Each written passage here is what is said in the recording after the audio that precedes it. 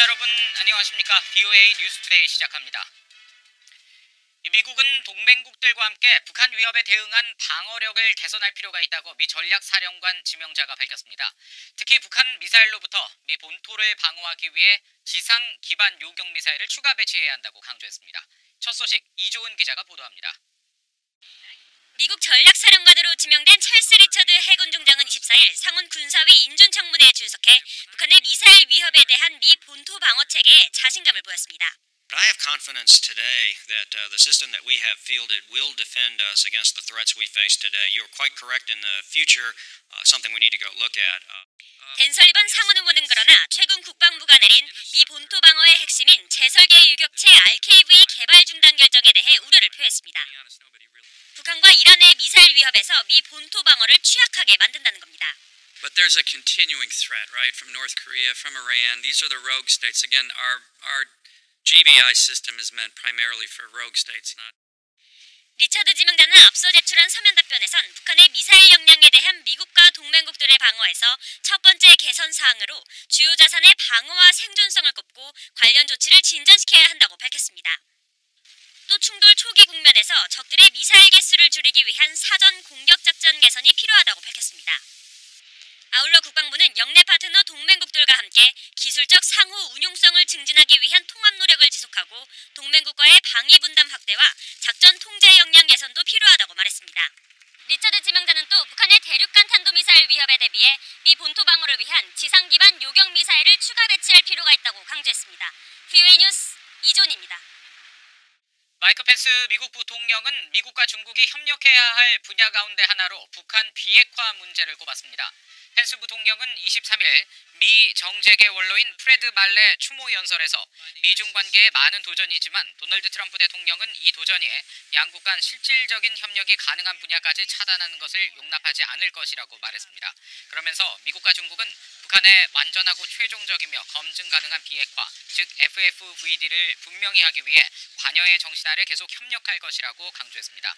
펜스 부통령은 또 미국과 중국은 이란 지역의 제재 이행과 군축 분야에서도 협력 확대를 모색할 것이라고 덧붙였습니다. 이 북한이 사이버 금융 범죄를 저지르는 것은 정권을 유지하기 위해서라고 미 고위 당국자가 지적했습니다.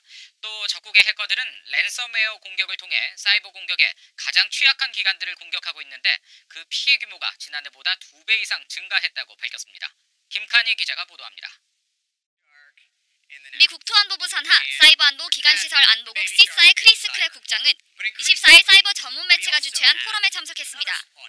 크랙 국장은 이 자리에서 적국의 악성 행위에 대응하기 위해 정부 부처들과 민간업체들의 협력을 강화하고 있다면서 사전 조치를 통한 미래 방어 대책을 강조했습니다.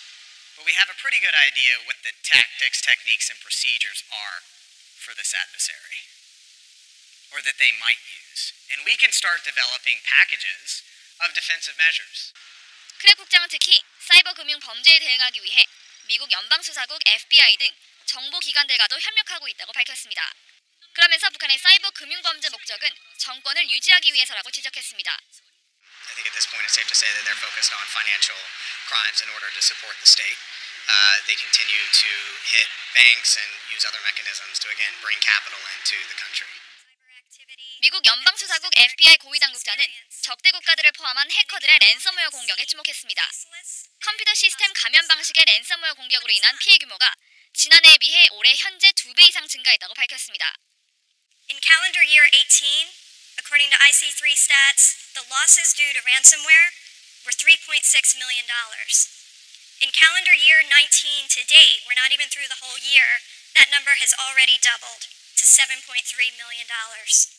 우고르츠 부국장관은 그러면서 해커들은 사이버 공격에 취약한 의료와 교육기관들을 주요 공격 대상으로 삼고 있다고 지적했습니다. BOA 뉴스 김칸입니다. 이 영국 국립사이버보안센터 NCSC가 북한의 사이버 공격을 러시아, 중국 등과 함께 자국 안보를 위협하는 국가로 지목했습니다. NCSC는 23일 공개한 연례 보고서를 통해 북한이 계속 영국 국가안보에 전략적 위협을 가하고 있다면서 국립사이버보안센터 업무의 상당 부분은 적대 국가의 사이버 공격을 방어하는 것이라고 밝혔습니다. 그러면서 대규모 국제적 사이버 범죄는 영국 국민과 기업에 즉각적인 위협을 초래하고 일상과 사회, 경제적 번영을 위태롭게 한다며 NCSC는 사이버상의 모든 공격에 대한 방어력을 높이기 위해 노력하고 있다고 설명했습니다. 앞서 영국 당국은 지난 2017년 영국 국민보건서비스 산하 병원 40여 곳의 전산 시스템을 마비시켰던 워너크라이 해킹 공격의 배후로 북한을 지목한 바 있습니다. 북한이 중국에 태양광 발전소 투자를 대가로 첨단 산업에 쓰이는 히토류 채굴권을 양도하겠다는 제안을 한 것으로 알려졌습니다. 북한 제안이 사실이라면 유엔 안보리 결의 위반인데 미국은 각국의 성실한 제재 이행을 거듭 상기시켰습니다. 오택성 기자가 취재했습니다. 중국 히토류 산업협회는 24일 홈페이지를 통해 북한이 중국 측에 제안한 내용을 전했습니다. 중국 랴오닝성 선양시에서 열린 한 회의에서 북한 당국자가 북한의 전력난 해결을 위해 중국이 북한 태양광 발전소 건설에 투자하면 그 대가로 평양 철산군 히토류 광산의 개발권을 주겠다고 제안했다는 겁니다. 협회는 그러면서 평양에 매일 250만 킬로와트를 제공하는 태양광 발전소 건설에 25억 달러 정도가 들 것으로 추산했습니다. 또 북한 당국이 이미 중국과 교섭 중이라며 북한 측은 올해 북중수교 70주년을 매우 중시하고 있으며 투자를 얻기 위해 중국의 특사를 파견했다고 전했습니다.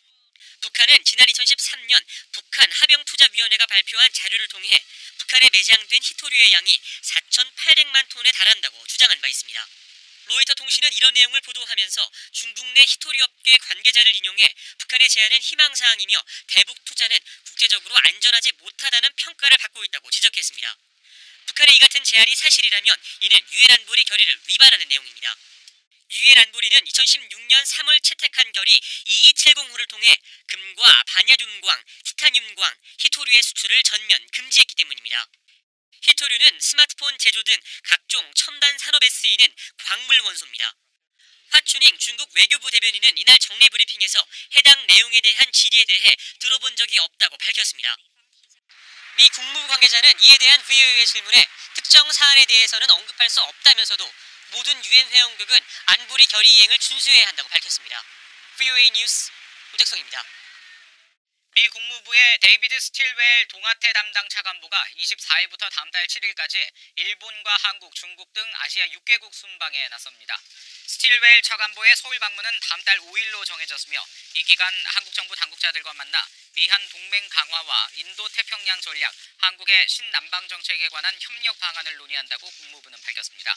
스틸웰 차관보는 특히 한국에서 미북 비핵화 협상과 주한미군 방위비 분담금 협상, 다음 달 23일 효력이 종료되는 한일 군사정보보호협정 지소미아 문제 등을 논의할 것으로 예상됩니다. 이에 앞선 태국 방문에서는 제35차 미국 아세안 정상회의와 동아시아 정상회의, 인도태평양 비즈니스 포럼에 참석하고 7일에는 중국을 방문해 중국 당국자들과 만날 예정입니다. 북한 정부의 보건 안보 역량이 세계에서 가장 취약하며 국제 기준에도 부합하지 못하는 것으로 나타났습니다. 미국의 민간단체인 핵위협 방지구상과 존스 홉킨스 보건안전센터는 24일 발표한 2019 세계 보건안보지수 보고서를 통해 북한의 보건안보 역량이 전체 195개국 중 193위를 기록했다고 밝혔습니다. 북한은 중대한 질병의 발생을 예방, 탐지, 대응할 수 있는 각국 능력 평가지수에서 17.5점을 기록해 평균 40.2점에 못 미쳤는데 특히 차단 방역과 동물 전염병 예방 조치, 또 질병 대응 계획과 훈련 등 보건 대응 체계는 거의 전무한 실정인 것으로 파악됐습니다. 보고서는 또 북한의 불안한 정치와 안보 상황, 경직된 사회 경제 구조가 북한의 국민 건강과 보건 안보 환경을 악화시키는 요인이라고 지적했습니다.